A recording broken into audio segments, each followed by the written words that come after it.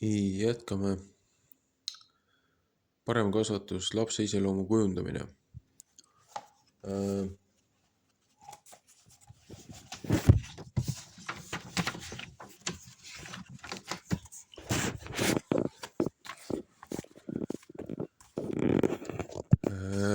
Lühike osa sai siis läbi. Iseloomu kasvatamine. Ja nüüd on siis hoolimine.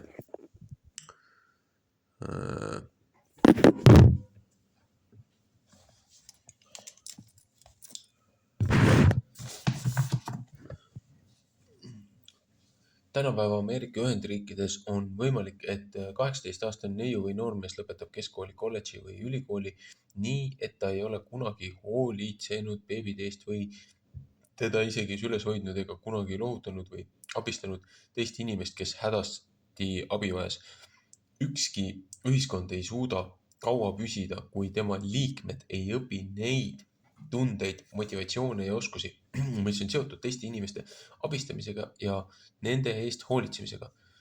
Üürie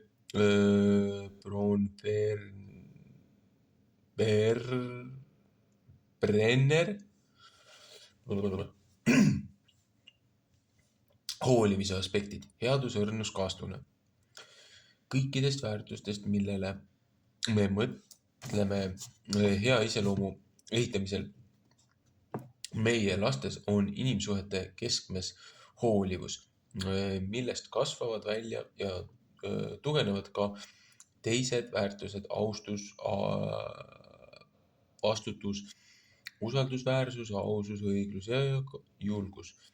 Armastage üksteist on jätkuv fraas, mis kutsub meid üles oma head ja leebet oma perekonna ja teiste inimeste suhtes. Olema head ja leebed oma perekonna ja teiste inimeste suhtes.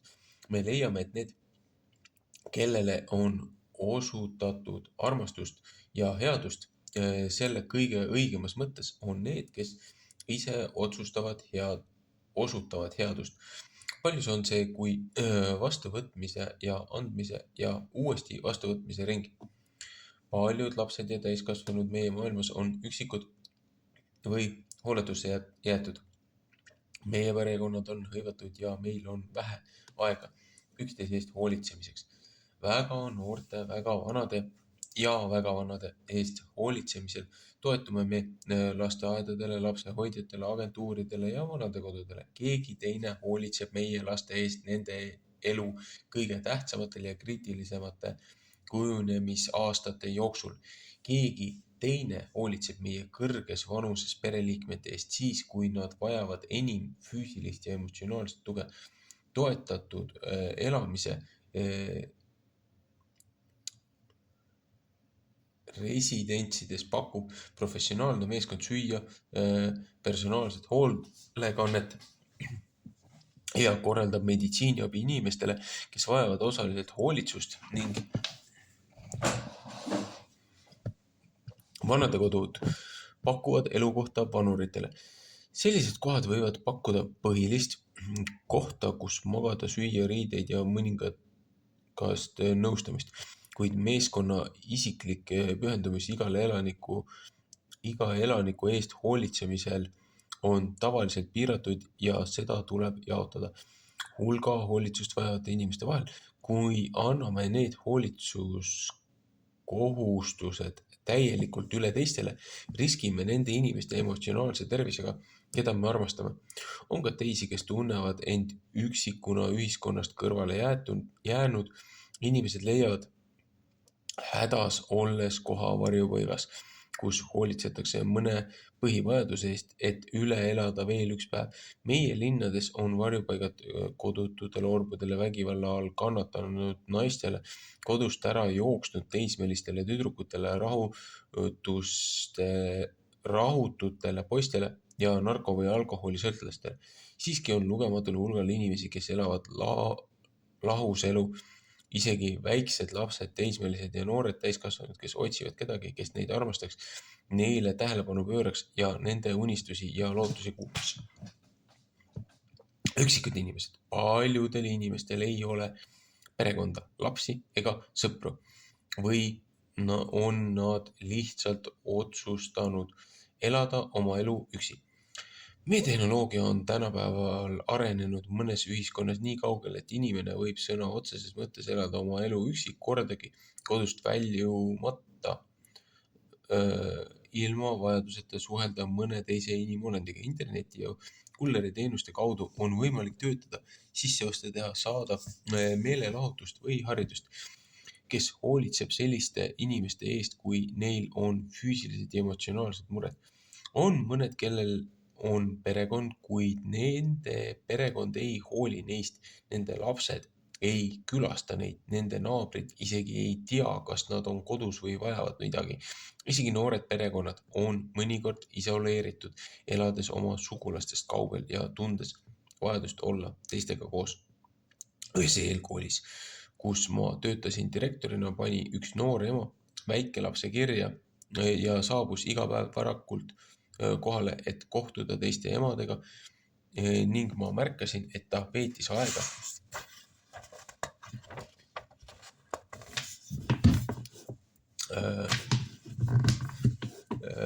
lihtsalt vaadates, kuidas lapsed koos mõnusalt aega veetsid.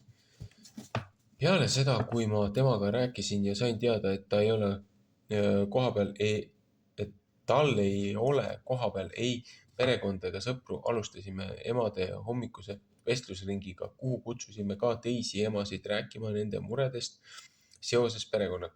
See väike rühm andis meile uuele emale võimaluse luua sõprussidemed, mis kasvasid koos lastega. Kui me pöörame tähelepanu teistele, leiame mitmeid võimalusi, kuidas näidata välja armastavat headust.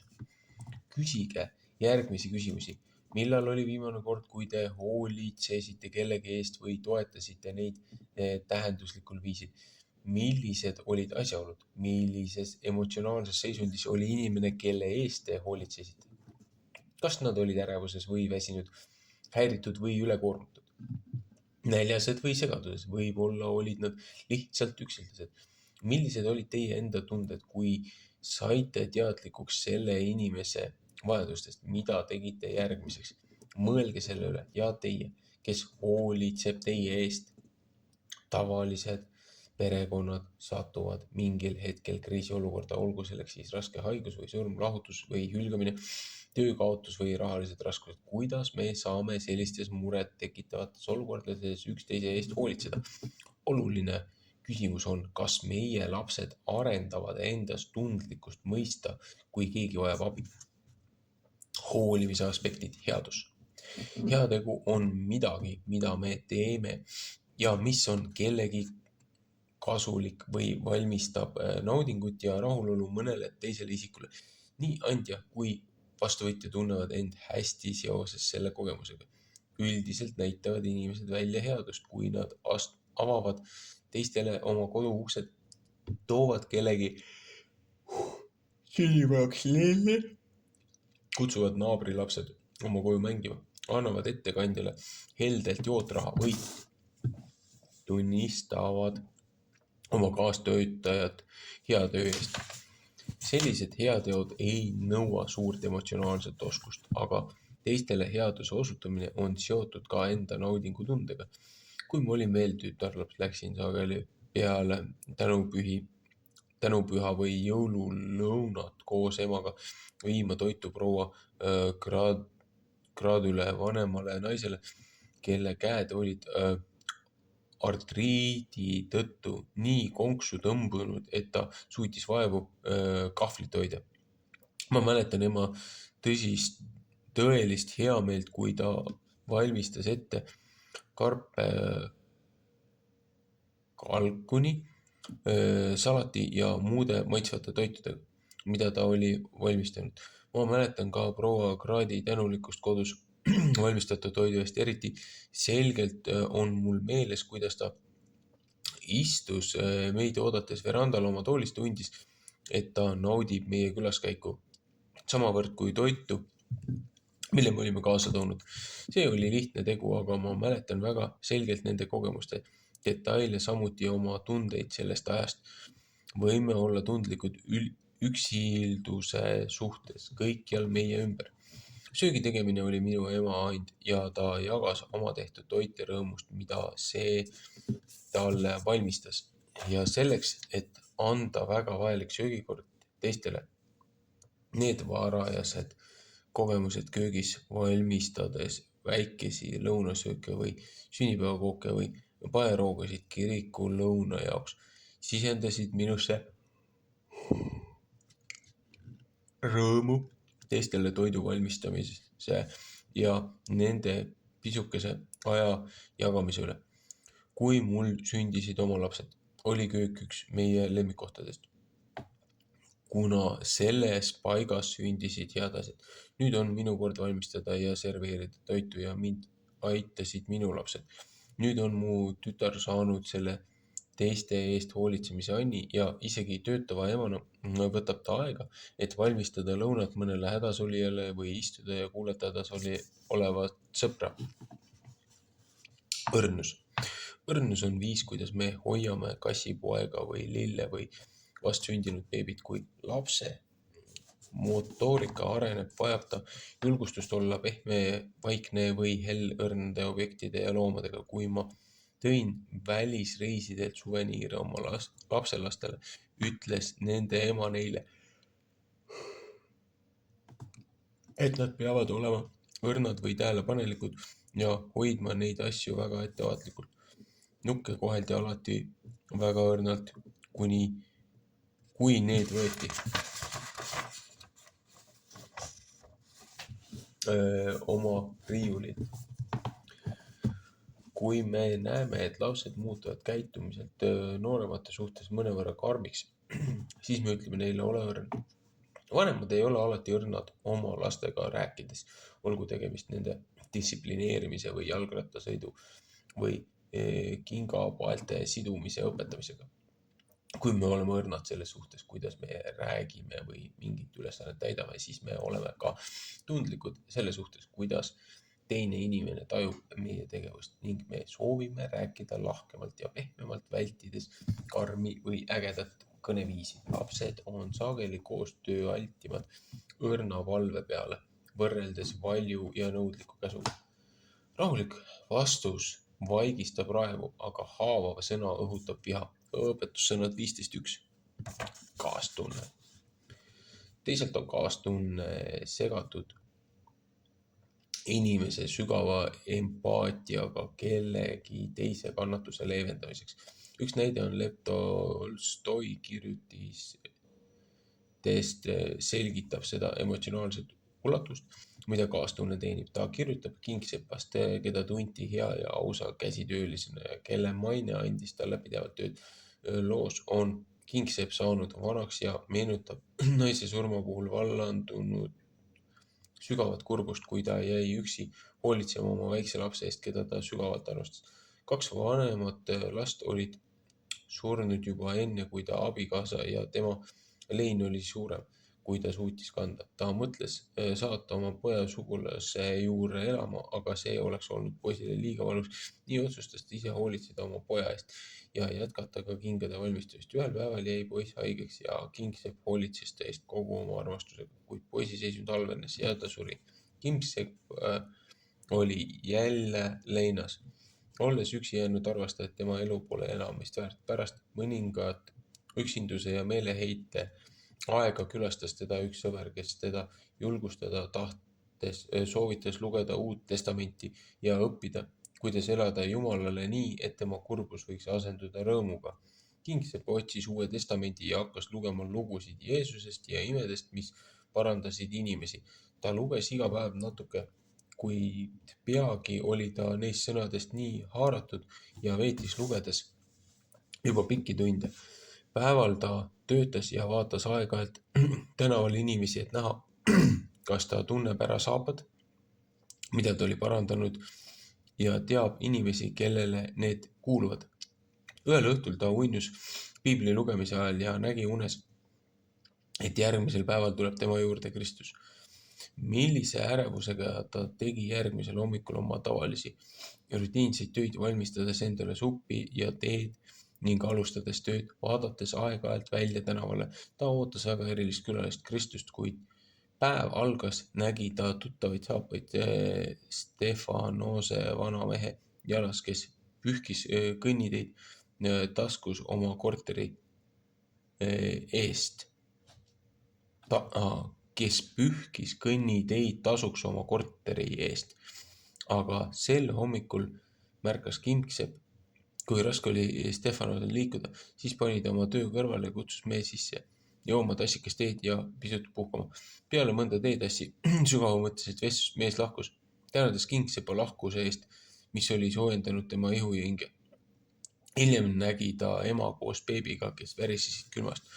Tajudes nende meeleheidet, läks kingsepp välja ja kutsus nad sisse, pakkustes emale kausitäie kuuma suppi, samal ajal kui ta ise hoidis beebit. Olles saanud süüa ja koha puhkamiseks, rääkis noor ema oma loo sellest, kuidas ta on sõdurinaine üksi ja ilma tööta, et osta süüa. Ta oli pannud oma viimase salli panti. Kingsepp rääkis talle oma lastest ja sellest, kuidas ta oli neid armastanud. Kui ema valmistus lahkuma, andis mees talle oma mantli koos mõne mündiga, mille eest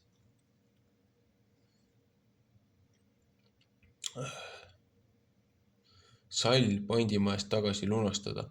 Selle kogemuse kaudu sai kingsepa vaim üles tõstetud ja ta jätkas päeva parandades kingi ja oodates erilist külalist.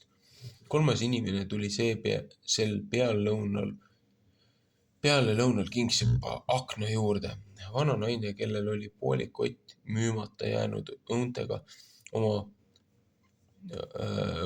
pani oma raske koti maha, et veidi puhata. Kui ta seda tegi, nägi kingsepp üht poissi, kes näppas kotist õuna ja tahtis ära joosta, kuid naine sai tal juustest kinni, sõimas ja ähvardas teda. Mõistes, mis on juhtunud, jooksis kingsepp välja, et paluda seda vana naist osutada armu ja andestada poisile samamoodi, nagu Kristus andestas. Lõpuks muutusid kingsepa lahkete sõnade mõjul nii naise kui poisi süda, kes lahkudes kandis naise kotti. Jällegi meenutas kingsepp Uut Testamendist loetud lugude sõnu.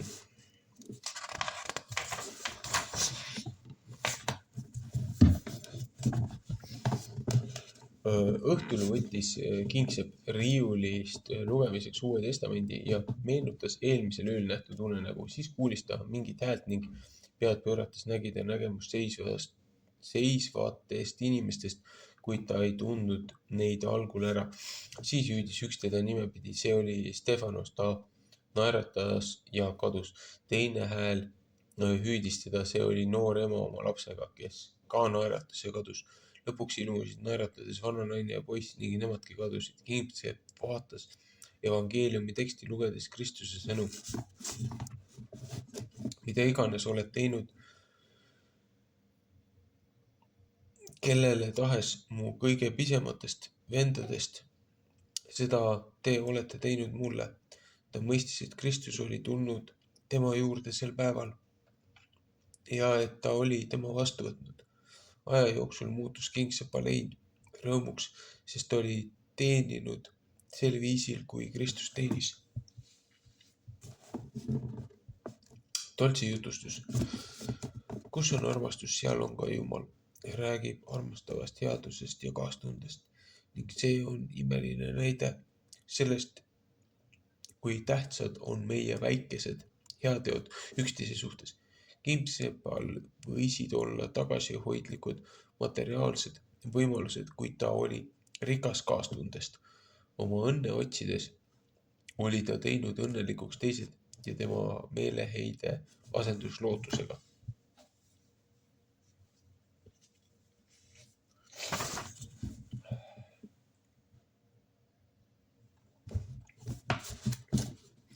Varajane emotsionaalne areng. Elu perekonnaringis on meie esimene tunnete kool. Selles emotsioonide katlas õpime seda, mida me ise tunneme ja kuidas teised meie tunnetele reageerivad, kuidas nendest tunnetest mõelda ja millised valikuvõimalused on meil reageerimiseks. kuidas lugeda teiste käitumisest nende lootusi ja kartusi ning kuidas väljendada enda omi. Niisugune tundekoolitus ei toimi mitte ainult vanemate poolt lastele öeldud või tehtud kaudu, vaid ka mudelites, mis neil endil on oma tunnetega toimetulekuks, mida nad kasutavad abielu suhtes ning mis antakse edasi abikaasade vahel. Mõned vanemad on tunnete vallas andekad õpetajad, teised aga lausa jumalad. Daniel Goleman, emotsionaalne intelligentsus. Hea kaastundlik, õrn ja armastav olemine nõuab praktikat, kuid sel on omad juured varases lapsepõlves perekonna keskel. Lapsed õpivad üksteise eest hoolitsema, oma vanemaid imiteerides.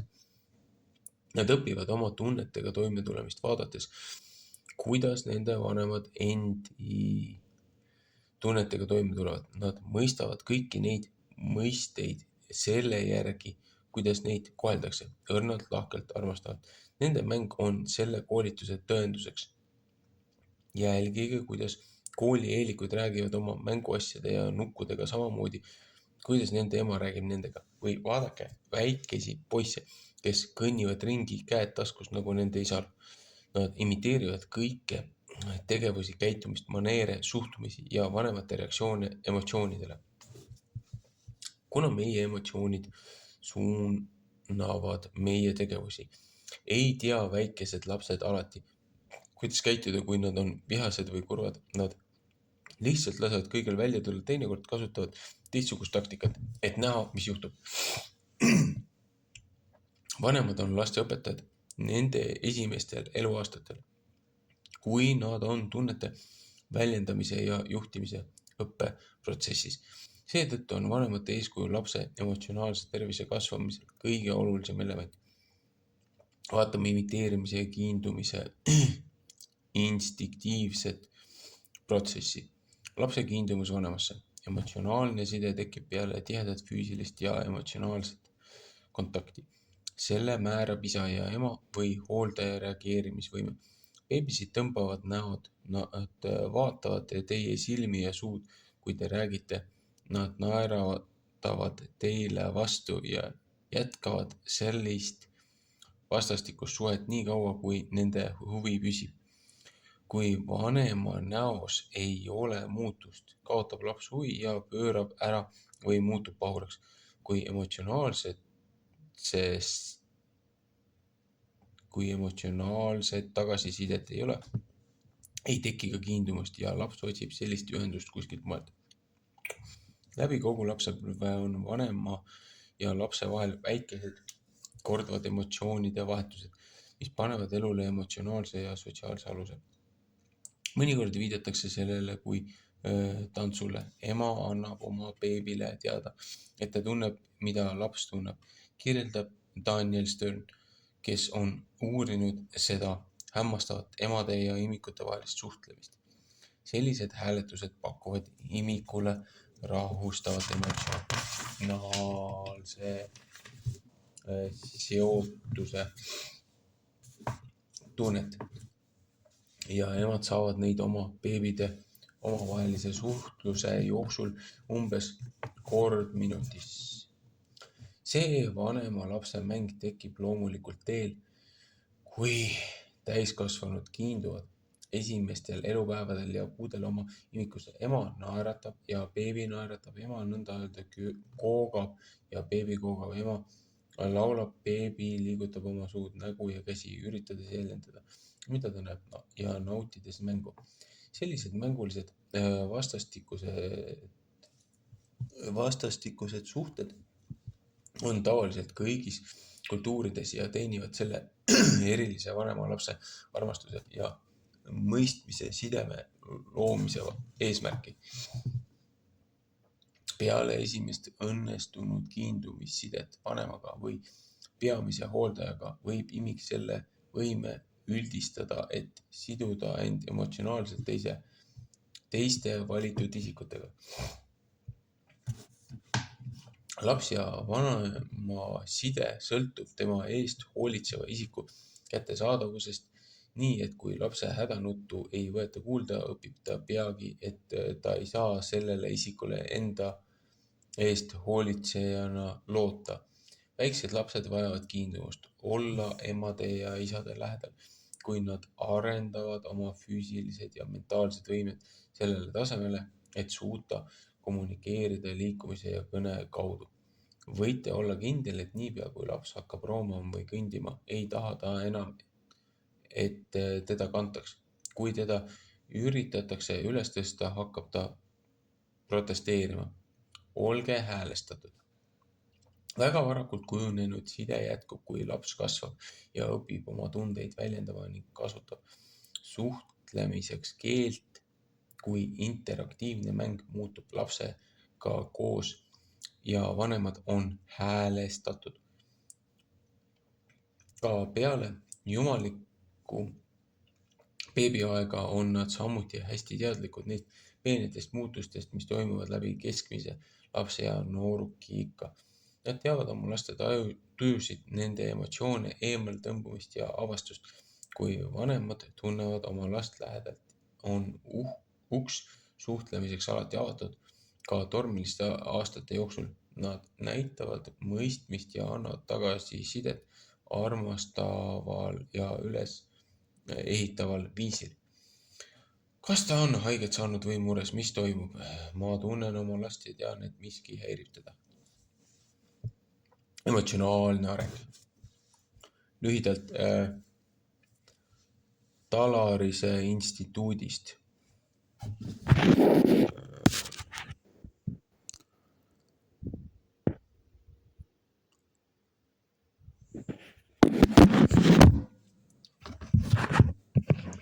Näitasin siis korraks seda tabelit. Emotsionaalne areng lühendatult Talarise instituudist. Sünd kuni 3 kuud. Hakkab naeratama ja naudib sotsiaalset mängu. Võimeline väljendama kurbuse emotsiooni, võimeline väljendama rahulolu emotsiooni, võimeline väljendama huvi, näitab lihtsalt välja viha. 4 kuni 12 kuud. Muutub võõraste juuresolekul kasvavalt häbelikuks või ärevaks. Vaatab teiste emotsioone enne kui tegutseb, hakkab väljendama hirmu emotsioone, hakkab testima vanema reaktsioone oma käitumisel, näitab eelistust oma põhihooldaja suhtes. 12 kuni 24 kuud. Näitab eraldamisärevust, hakkab näitama trotsivat käitumist, hakkab näitama piinlikkuse emotsiooni, imiteerib teiste käitumist, naudib teiste lastega koos olemist, näitab välja empaatiat, hakkab ilmutama kadedust. 24 kuni 36 kuud. Oskab mängides teha käikusid, seisab vastu suurtele muutustele rutiinis ja keskkonnas. Lahkumine vanematest või hooldajast on lihtne, näitab välja kiindumust tuttavate mängukaaslaste suhtes, muutub süütunde näitamise võimeliseks, hakkab kogema häbitunnet, hakkab näitama uhkuse tundemärke.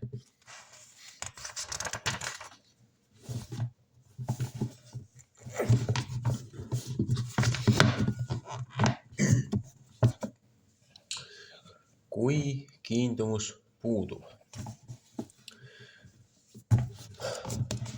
Kui laps ei tunne enda armastatuna, pidurduvad mingil viisil kõik muud arenguprotsessid.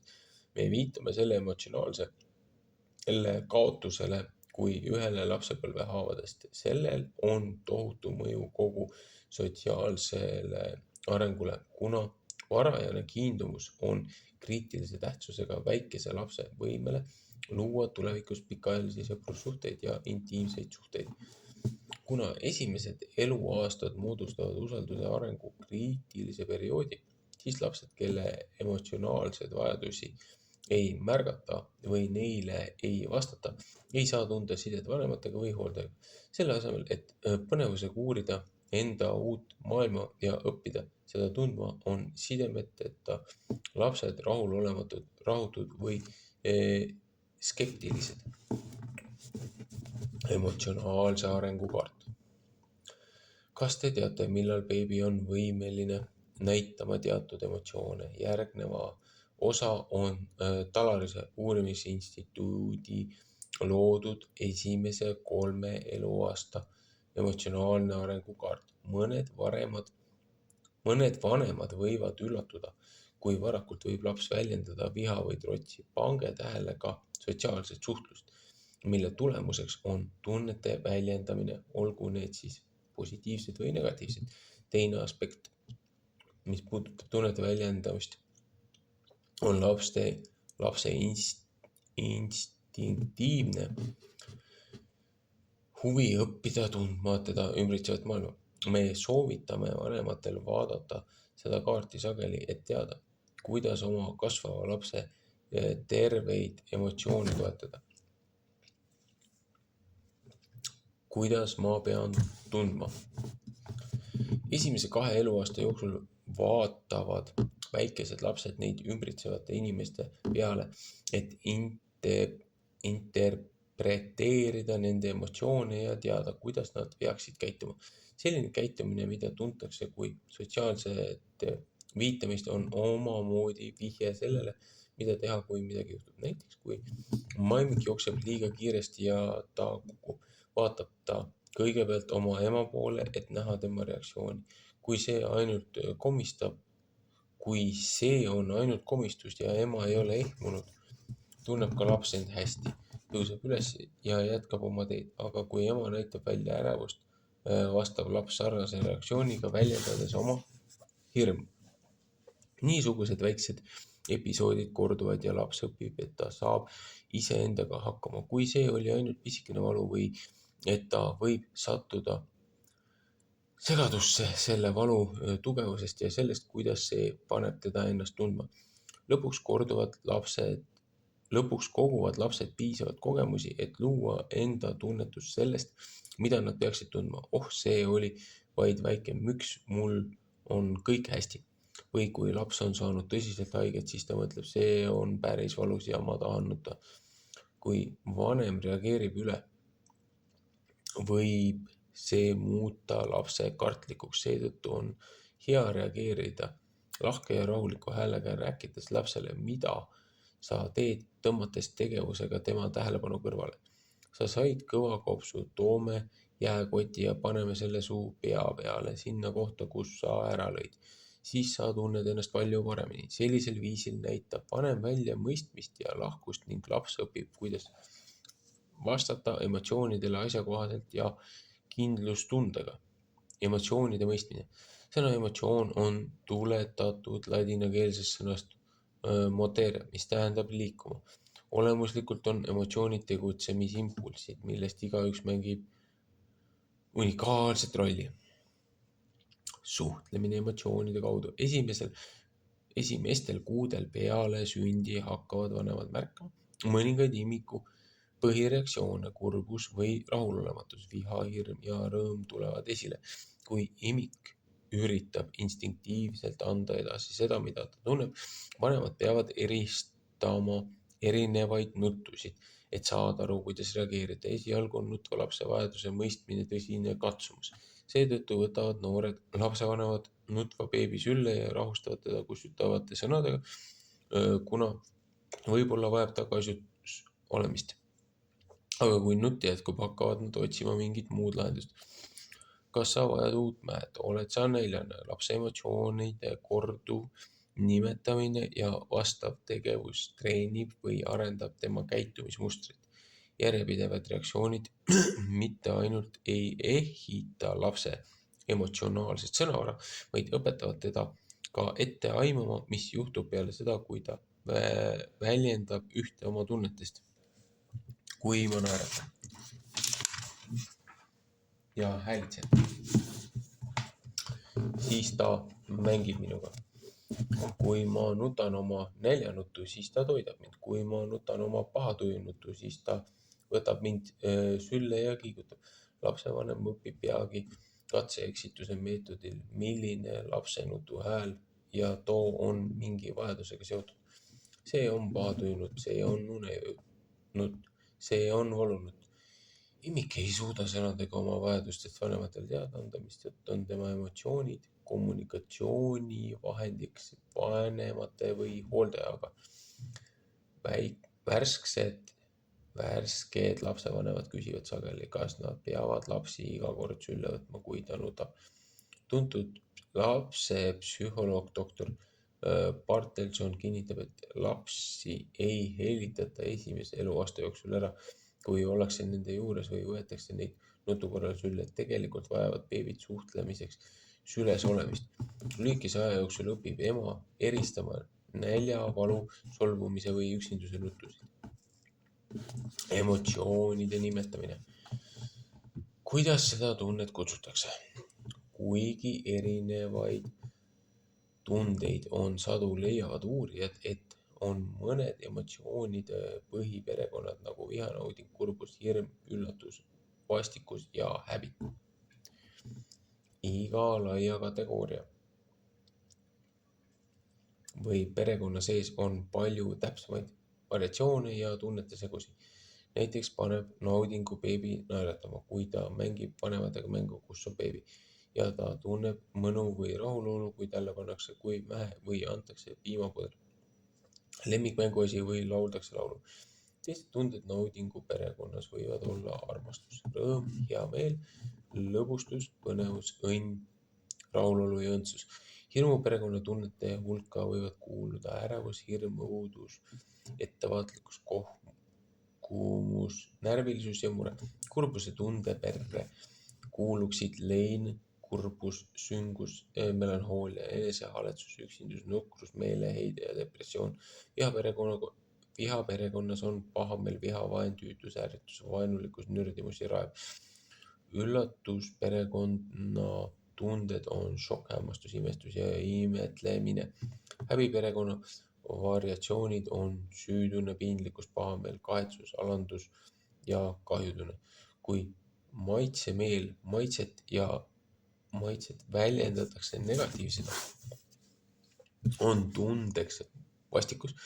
Seega teised selle perekonnaga seotud tunded on põlgus, ignoreerimine, halvustamine, jälgus, vastumeelsus ja tõrjumine. Näo- ja kehakeele vihjete hoolikal jälgimisel on võimalik ära tunda emotsioonide kerged variatsioonid ja nii ka asjakohaselt reageerida. Huvitav on märkida, et negatiivsete emotsioonide kategooriad on rohkem kui positiivsetel emotsioonidel ja terve emotsionaalelu säilitamiseks on olulisem tunnistada negatiivseid emotsioone ja neile reageerida. Emotsioonide äratundmine, kuidas emotsioonid välja näevad. Inimese näoilme on esimene indikaator emotsioonist, mida beebid kogevad. Immikud ja väikelapsed on nägudest võlutud ja nad haaravad teisi pikaks ajaks, püüdes aru saada, mis toimub.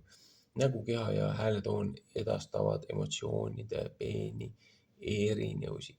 Näos pangede hääle, kulmude, silmade ja suu asetust, kui esitatakse kõiki mainitud emotsioone.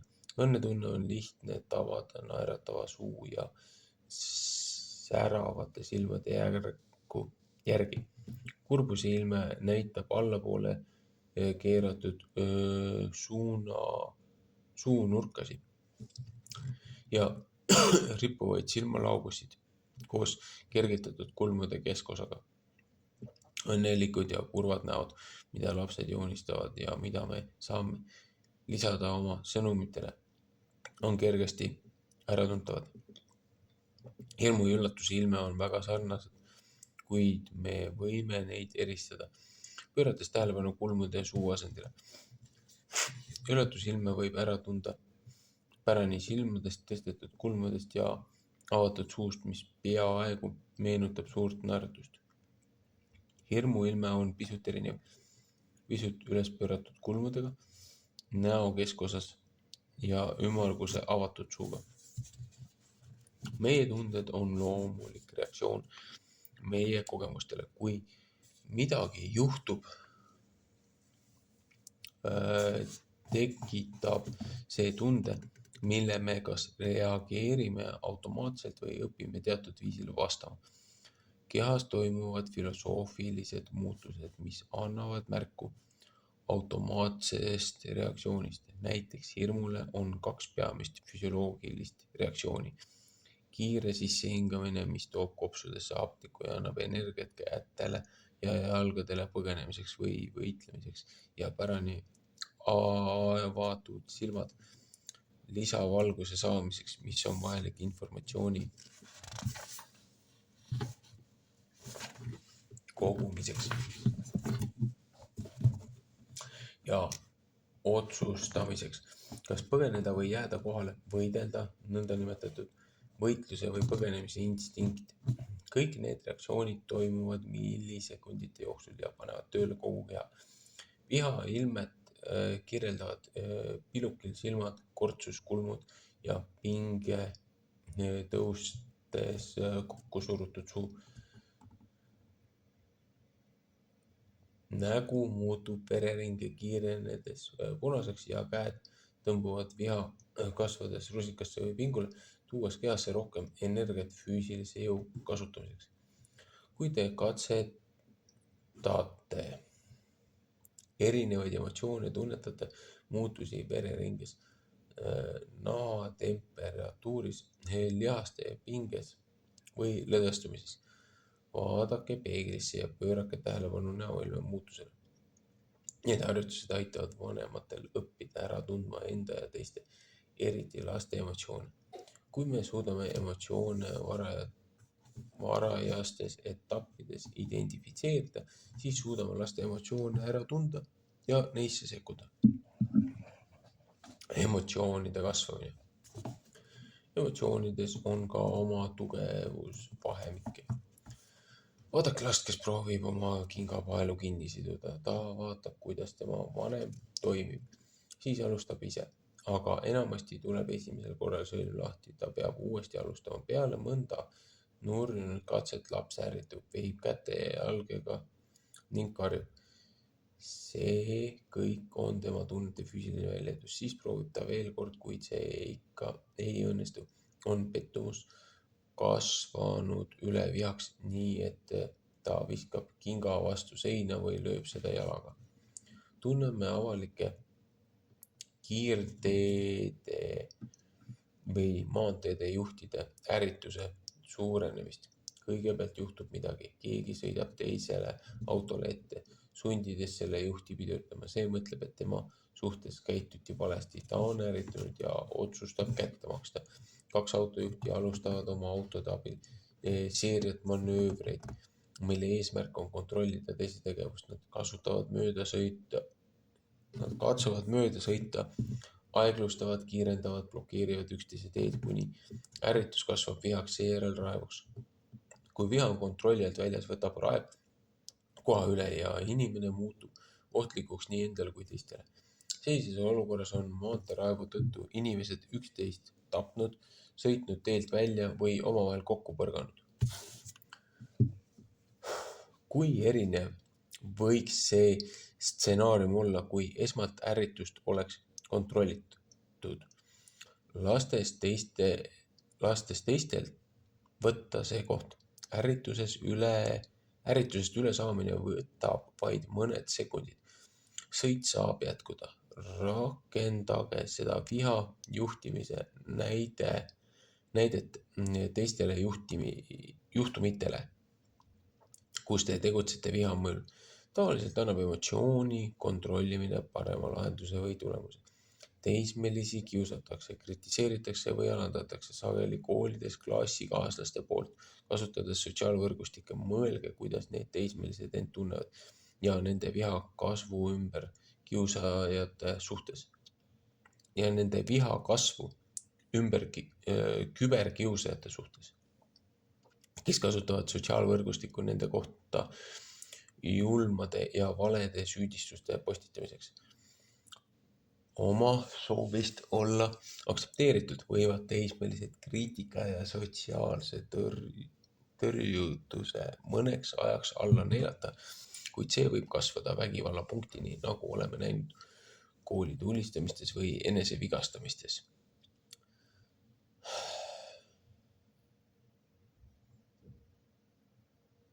teistel põhiemotsioonidel. Hirm, kurbus, vastastikus häbi ja õnn on igal ühel oma unikaalne roll, mis aitab meil igal päev manööverdada omandatud kogemuste vahel. Kurbuse emotsioon annab meie kehale ja mõistusele aega juhtunu üle järele mõtlemiseks, selle mõistmiseks, aktsepteerimiseks ja eluga edasi minekuks. Kui kurbus jätkab tugevnemist, võib see mõjutada tervist ja enese eest hoolitsemise võimet ning viia lõpuks depressiooni ja meeleheiteni. Mõistes, et see tunne on kasvamas, saab inimene kas teha tööd selle emotsiooni muutmiseks või otsida abi väljastpoolt.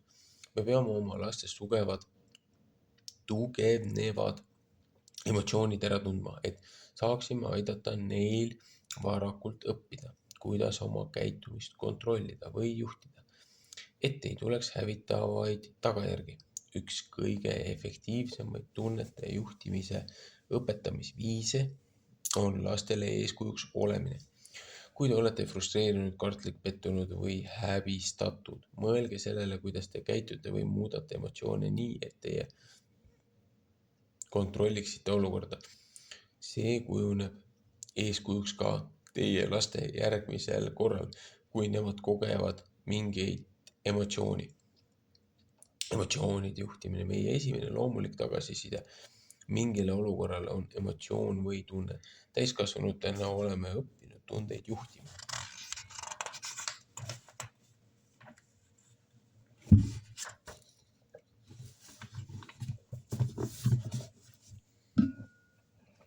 Mõtlema oma valikutele ja selle järel tegutsema, kuid lapsel ei ole veel piisavat kogemusi, et mõelda või teada, kuidas ema tema pahameele võib ebamugavusele reageerida. Päev päeva järel, kui laps õpib tundma elu ja viisi, kuidas teised tema eest hoolitsevad, hakkab ta vaatama tagasi sellele, mis on juhtunud varem ja tegutsema vastavalt sellele informatsioonile. Vanemate reaktsioonide järjepidevus tema poolt väljendatud tunnetele aitab tal õppida ennast juhtima. Näiteks on väikeste laste puhul tavaline, et nad vihastavad ja hakkavad nutma, kui nad ei saa seda, mida nad tahavad. Mõelge, milline näeb välja vihane 3-aastane, kui ta ei saa poe kassas soovitud kommi või 6-aastane, kes peab oma autod ära panema ja tulema õhtusöögile või 10-aastane, kellele öeldakse, et ta ei saa uut videomängu või 16-aastane, kes peab liigse kasutamise pärast oma mobiiltelefoni ära panema. Kui ükski neist lastest ei õpi oma vihatunnet juhtima, mis siis juhtub? Millisest hetkest on emotsioonide mõistmise ja juhtimise õppetund arengu teetähiseks? See on protsess, mis algab imikueas, muutub juhitavaks vanemate järjepidevate reaktsioonide kaudu. Lapsepõlve haavad. John Bradshaw kirjutab oma loo lapsepõlve traumast ja sellest, kuidas ta otsis teed emotsionaalselt väärkohtlemisest ülesaamiseks enda ja teiste eludes. Oma raamatus Kojutulek kirjeldab ta lapsepõlve haavasi kui traumasid, mis on lastele tekitatud nende varastel eluaastatel emotsionaalse, füüsilise või seksuaalse väärkohtlemisega, põhjustades kõrvalkalde normaalsetest arengutest. Haavatud lapsed kasvavad üles nagu täiskasvanud haavatud lapsed, kes ei ole kunagi lahendanud minevikus läbi elatud traumast tingitud sisemisi tundeid. Kui selliseid sündmusi ei tunnistata ja nendega ei tegeleta, jätkub väärkasutuse tsükkel läbi põlvkondade. Me teame, et emotsionaalseks ellujäämiseks peavad lapsed õppima kohanemisvahendeid oma minapildi muutmiseks.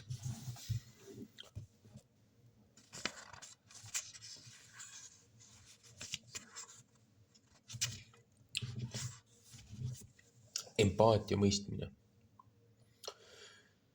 Terminit empaatia kasutas esimest korda 1920 aastatel Ameerika psühholoog E.B.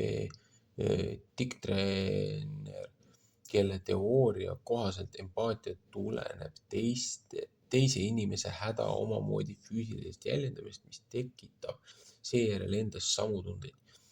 Me teame nüüd, et empaatia on ajufunktsioon. Neuroteadlased on identifitseerinud neuronid, mis reageerivad vastusena teise inimesele tegevusele või emotsioonidele. Need peegelneuronid on äratuntavad. Kui üks inimene haigutab ja tema läheduses olijad hakkavad samuti haigutama või kui me vaatame mingit eriti kurba filmi ja hakkame seepeale tundma kurbust, mis toob esile pisarad. Uurijad on leidnud, et peegelneuronid lubavad meil tunda teiste inimeste tegevusi, kavatsusi ja emotsioone. Sama närviahel aktiveeritakse ka muude emotsionaalselt laetud kogemuste korral. Tunneme end hirmununa koos õudusfilmi tegelastega või vägivaldset videomängu mängides. Meie peegelneuronid seavad üles terve reaktsioonide ahela, justkui oleks me ise kohapeal. Meie füsioloogia peegeldab ohvri oma. Uuringud on näidanud vägivaldsete telesaadete mõju lastele. On leitud, et peegelneuronid lapse ajus aktiveeritakse saate vaatamise ajal, pannes lapsed tegelikus elus agressiivsemalt käituma. Meediamängude ja meelelahutuse leviku tõttu on vanemad ja õpetajad mures selle pärast, kuidas aastatepikkune mängimine ja vägivalla vaatamine meie laste käitumist mõjutab.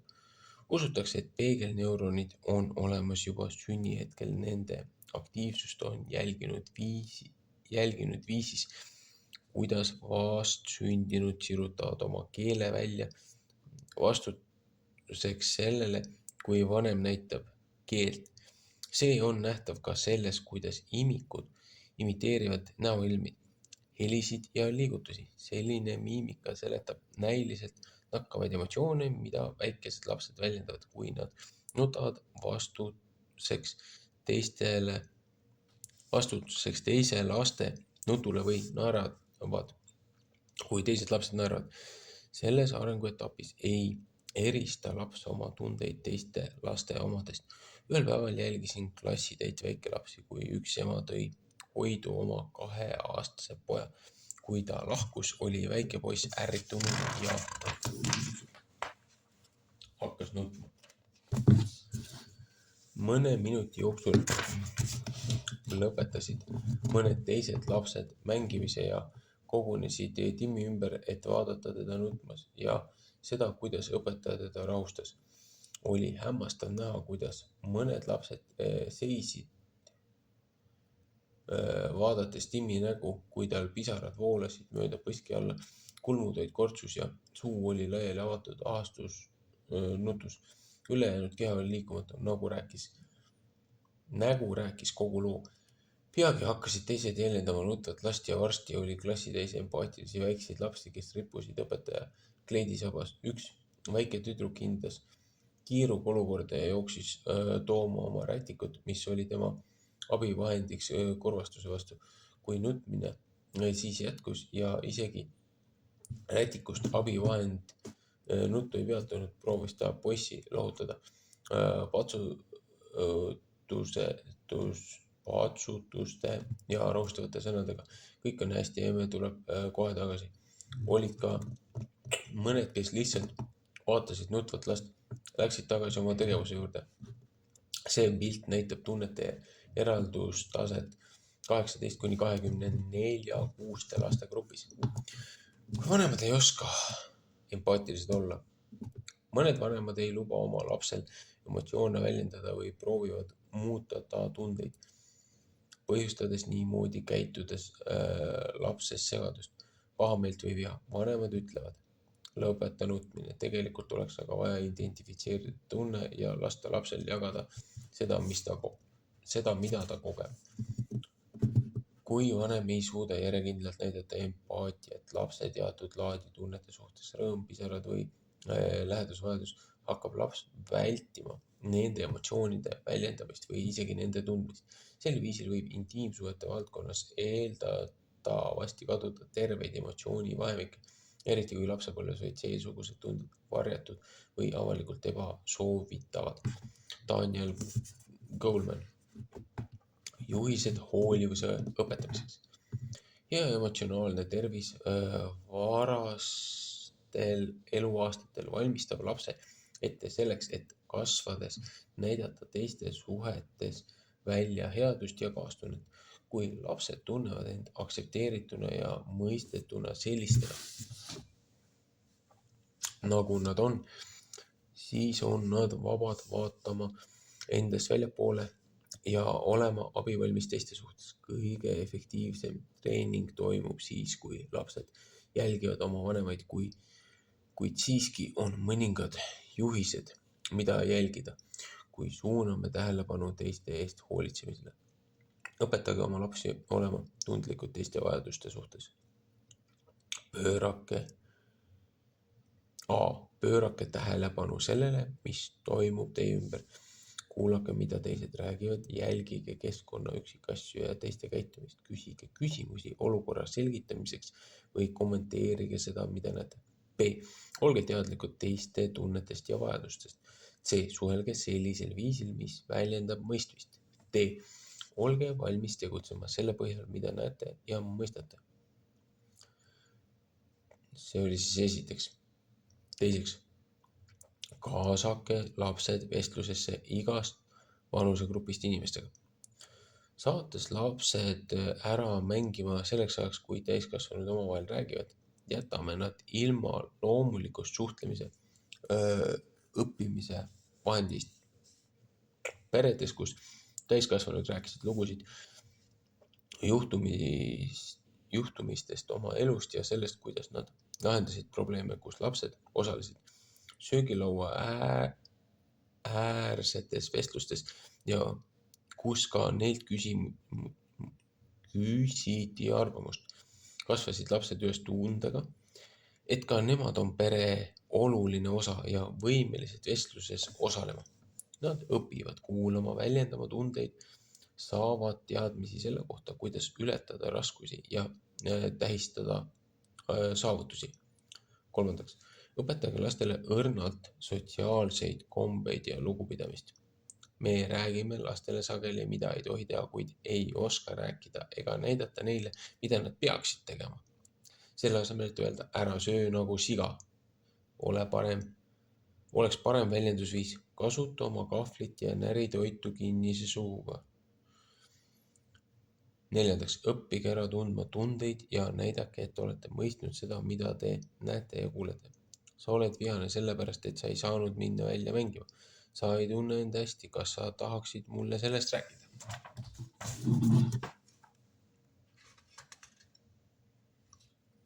Viiendaks. Kaasake lapsed projektidesse või tegevustesse, mis on suunatud teiste abistamiseks.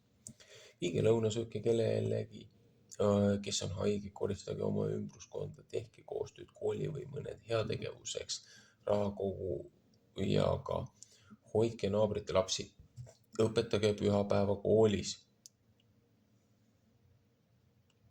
toitke kodutuid, remontige kodu neil, kes ise ei suuda seda teha või kellel puuduvad selleks võimalused. Vanemad annavad teiste abistamisega eeskuju, mis rajab lastes aluse headusele ja kaastundele. Kuuendaks, viige lapsed loodusesse. Näidake neile, kuidas hoolitseda meid ümbritseva keskkonna ja looduse eest ning austada maailma, milles nad elavad. Tehke see maailm paremaks paigaks meie kõigi jaoks. Õpetage lastele oma eeskuju ka, kuidas säilitada ja tasakaalustada ning mitte reostada. Tehke aeglaseid jalutuskäike puiestikes ja parkides mererannal läbi orgude ja jõgede ääres ja metsades, mägedes ja kõrbes. Külastage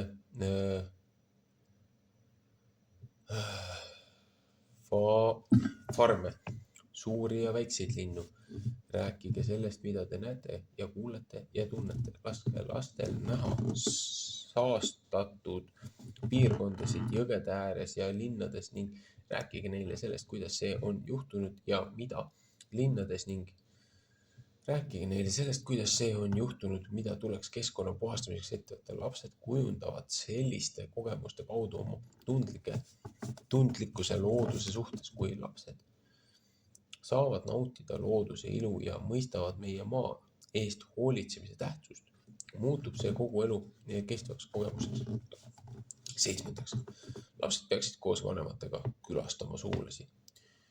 Julgustage oma lapsi alustama jutuajamisi vanematega ja teiste sugulastega, algatades teemasid, mis seovad nii noori kui vanu ja esitades neile küsimusi või küsides nende arvamusi. Lapsed tahavad tunda, et nad on osa perekonnast ja näha, et nende arvamus loeb.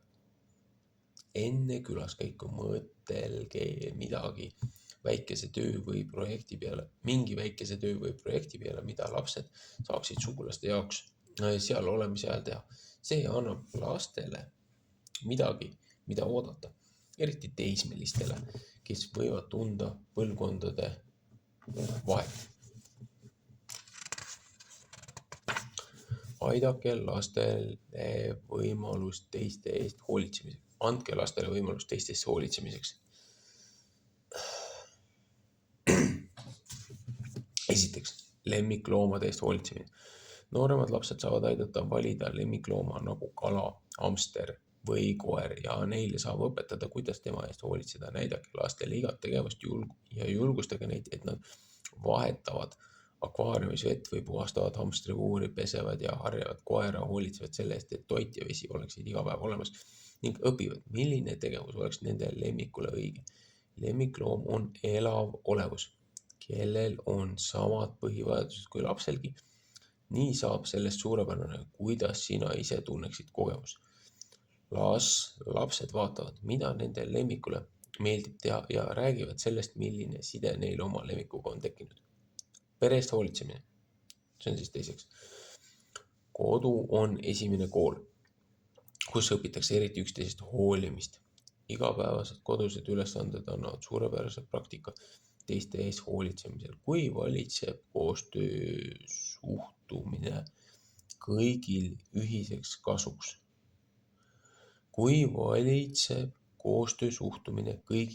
kasuks. Paljudes peredes töötavad tänapäeval mõlemad vanemad, nii et on väga kasulik, kui kogu pere osaleb kodustes töödes. Nooremad lapsed tahavad olla kasulikud ja teha täiskasvanute töid. Nii et andke neile võimalus. See mitte üksnes ei valmista neile heameelt selle tõttu, et nad saavad teisi aidata, vaid annab ka neile eluks vajalikke oskusi. Kaasake oma lapsi toidu valmistamisse. See ei anna neile mitte ainult kaasatuse tunnet, vaid annab ka võimaluse õpetada tervisliku toitumise põhimõtteid ja seda, kuidas enda järelt koristada. B. Kaasake lapsi maja, aia ja auto eest hoolitsemisse. Eelkooliealised lapsed armastavad teha täiskasvanute töid. Nii et kui alustate siis, kui nad on väikesed, muutuvad ülesanded harjumusteks, millega nad jätkavad ka hiljem. Selle kogemuse jätkumiseks veel teismeeas on vajalik julgustus ja sõnaline tunnustus. C. Esitlege töid rõõmsas õhkkonnas või mänguna, milles osaleb kogu pere. Selle asemel, et kirjeldada seda kohustusena, mis kannab endas negatiivset suhtumist. Pange üles tööde nimekiri ja laske lapsel endal valida oma nädalatöö või kirjutage ülesanded paberitükikestele ja pange need näiteks purki. Lapsed peavad siis tõmbama purgist endale töö. See lisab põnevust ja väljakutset. Üks viga, mida paljud vanemad teevad, nad teevad laste eest töö ära, kuna nad ise suudavad töötada kiiremini ja paremini. Olen kohanud vaevalt 8 või 9-aastased lapsi, kes märgates, et ema on väsinud või ei tunne end hästi, on läinud ja käskinud tal pikali heita, seni kuni nemad köögis korra majja loovad. Nii poisid kui tüdrukud vajavad selliseid praktikaaegu ning neid tuleks julgustada pöörama tähelepanu teiste tunnetele ja olukordadele. 3. Hoolitsemine sõprade eest. Eelkooliealised lapsed õpivad sotsiaalseid tööriistu, mis on vajalikud heade sõprade leidmiseks ja hoidmiseks. Nad on ühel päeval sõbrad ja järgmisel päeval vaenlased. See on nõnda öelda uurimisperiood, mille jooksul õppida, milliseid oma sõprade omadusi nad armastavad kõige enam. Seega on oluline anda neile võimalus veeta aega erinevate inimtüüpidega. Lubage lastel lahendada ise oma probleemid, kui mängu ajal tekivad erimeelsused. Sellisel viisil õpivad nad tegema mõnikord heameelt teistele ja olla teisel kordadel need, kellele tehakse heameelt. Psühholoogid usuvad, et suhted, mis on lastel sõpradega, mõjutavad õdede ja vendade tekkivate suhete kvaliteeti. B. Kooliealistel lastel on parimad sõbrad ja klubid, mis annavad neile imelisi võimalusi olla teistega koos. Kuulake nende seikluslugusid ja julgustage neid töötama ühtse meeskonnana. C. Julgustage koolilapsi seisma õigetel põhjustel oma sõprade eest. Nad on väga tundlikud puuetega laste suhtes ja teevad kõik endast oleneva, et neid aidata. D. Kuulake oma teismelist. Teismeea sõprus põhineb usaldusel ja lojaalsusel. Need on olulised väärtused, mis on vajalikud navigeerimiseks nende poolt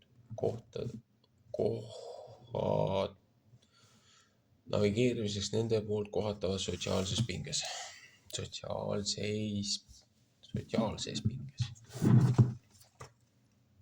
Muredest ja raskustest rääkimine aitab neil hinnata oma suhteid, teades, et vanem mõistab, mida nad läbi elavad.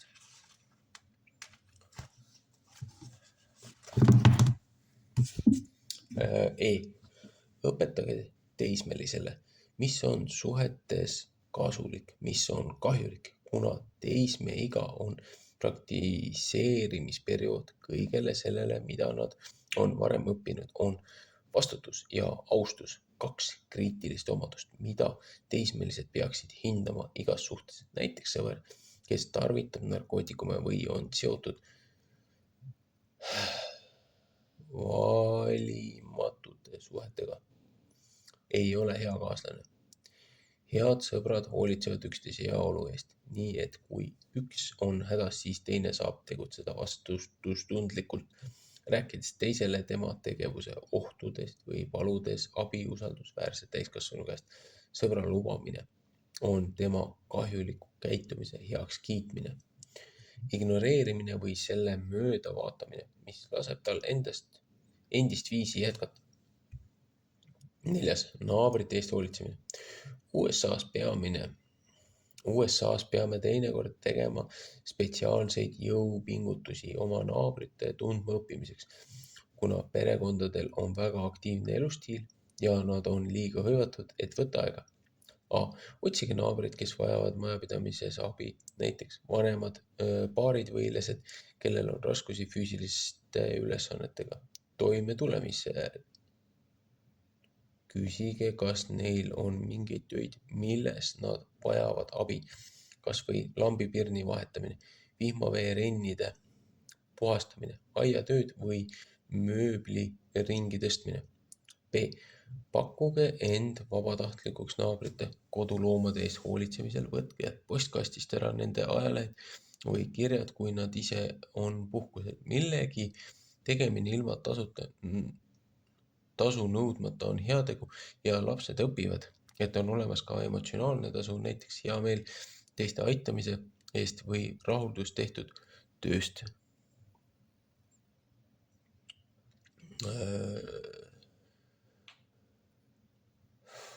C. Õpetage teismelisi käituma väärikalt ettevõtetes. mida te sageli külastate, nagu supermarketid, keemiline puhastus, bensiinijaam, postkontor ja kauplused. Töölised, kes peavad teenindama virisevaid või ebaväärikaid inimesi, hindavad lahkeid tervitussõnu. Pange prügi prügikasti ja ärge sõitke rulaga jalakäijate teel ega joonistage seintele graffitit.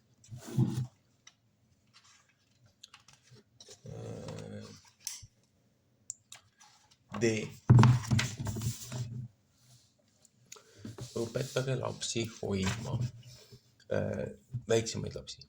Kui minu lapsed olid umbes 12-aastased, saatsin ma nad kursustele, kus õpetati, kuidas olla hea lapsehoidja. Seal õppisid nad esmaabi ja hädaolukorras käitumise põhialuseid, mähkmete vahetamist, lastega mängimist ja nendega rääkimist. Esimene lapsehoiutöö oli naabrilaste juures, nii et vajaduse korral oli neil võimalik ema appi kutsuda. Pärast mitut lastehoiukorda kogusid nad piisavalt enesekindlust laste koostööle kutsumise vallas ning panid kokku isegi tegevuste ja materjalide koti õhtuseks aja veetmiseks. 5. Teiste inimeste eest hoolitsemine. Headuse ja kaastunde ülesnäitamine kellegi suhtes, keda te ei tunne, tungib meie sisemise minani ja peegeldab hoolitsust, millest me saime osa oma kodust üles kasvades. Jällegi suurim kaastunde õppetund on see, mida laps näeb ja õpib iga päev oma vanemate pealt. A. Õpetage nooremaid lapsi rääkima täiskasvanule sellest, kuidas keegi saab haiget. Nende endi ohutus on sellisel juhtumitel oluline. Rääkige neile, kuidas helistada hädaolukorra puhul hädaabinumbrile. B. Kooliealistele lastele ja noorukitele võib õpetada esmaabi ja elustamise põhialuseid. C. Valige heategevusprojekt, milles saate osaleda koos lastega, nii et lapsed saaksid kogeda eesmärgile pühendumist ja teie headust töises olukorras. D. Otsige kohalikust kogukonnast järelevalve all töötavaid vabatahtliku heategevuse võimalusi. Humanitaarabiprojektid, toidamuu nälgivaid lapsi, kasutab teismelisi ja täiskasvanuid vabatahtlikena, kes täidavad maailma vaesematesse riikidesse saadetavate kuivainete ja muude selliste toiduainete kotte. Selline ühiskondlik töö on hea kogemusallikas, mis sisaldab rasket tööd ja samas pakub ka rahuldustunnet võõraste suhtes kaastunde näitamisest.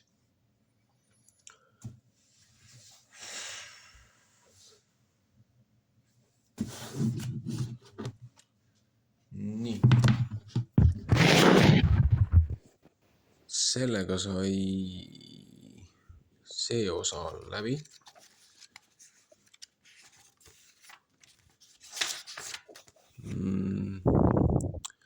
Loetud on siis sissejuhatus, kasvatus, laste 3 kriitilist vajadust, kasvatus kui distsipliin, iseloomu kasvatamine oli eelmine lugemine. Nii, nüüd oli siis hoolimine, hoolimise aspektid, varajane emotsionaalne areng, juhised hoolivuse õpetamiseks. Ehk siis, jah.